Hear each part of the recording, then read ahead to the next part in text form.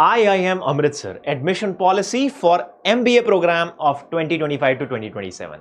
Let's take a look at the two-step process. Step number one is, of course, receiving an email from them on the basis of CAT 2024 score. If you made the minimum eligibility, this is what you are going to get, and then you will have to fill that form.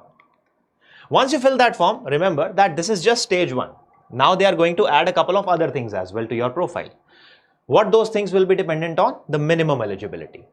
The minimum eligibility is minimum CAT percentile, which means you should have positive raw score in all the sections and the percentile which is specified in this section. You can pause the video here for a moment and see where you land. This is just eligibility, the actual percentile could be higher. Now what they will do, they will add your 10th, 12th and graduation score also to this score, and then they will calculate a pre-PI score, after which they are going to give you the shortlist for PI round. Okay, that email is not just that shortlist. Okay, so what is the pre-PI score? It has 6 components. The most significant component is CAT score. 50% of that is allocated to it. So if you have a really good CAT score, there is a good chance you will definitely get a call for the PI round from IIM Amritsar. After that, it is 10th, 12th and work experience, and gender diversity again is very subjective. Now there is an interesting thing. There are so many details which IIM Amritsar has not provided in their official document. So I have made some fair assumptions here. That's what I'm going to talk about. So listen to the rest of the video quite carefully. What is going to be the 10th and 12th score? They are not going to take up your score. They will create their own score, which is called adjusted score. How will they do that? They will divide your score with the 90th percentile score obtained in that board.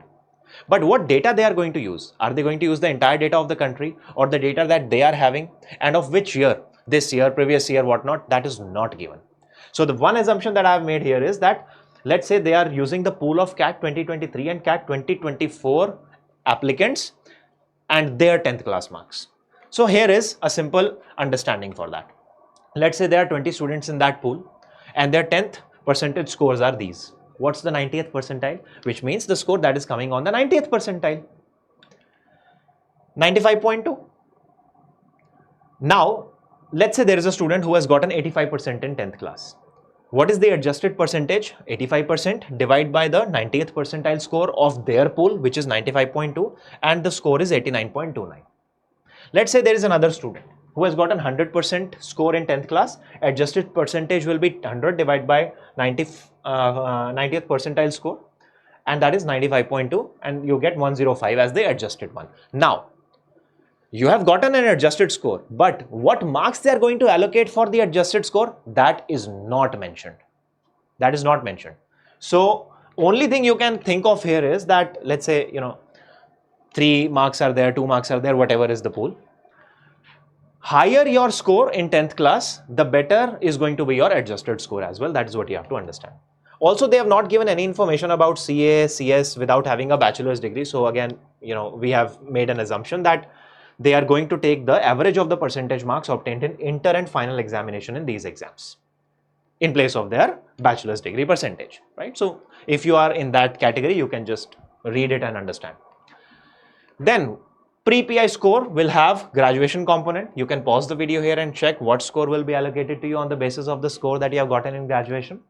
Followed by that, you will have gender diversity and work experience score. Once again, what marks they are going to give for gender diversity and especially the work experience, they have not given. So that is a lot of things that are on their own discretion, right? But again, if you have a good work experience, there's a good chance you will get a better score. Fair assumption would be a good work experience is anywhere, say, between 2 and 3 years. And then you will get a final shortlist on the basis of this pre-PI score. Once you get that, you will sit for PI and then you do the PI, and then they are going to calculate the post-PI score. To calculate the post-PI score, 70% of the portion is PI only. CAT has nothing to do in it now. Then your work experience, gender diversity and academic diversity is given. But what is going to be the academic diversity? That is again not mentioned here. So that's also on their own discretion. And finally, they will calculate the aggregate score for the final, shortlist, final list of candidates, in which they are going to consider 60% of your pre-PI score and 40% of your post-PI score, and you will get the final admission call. And then if you want to join, you can. So keep checking your email and we'll catch up very soon.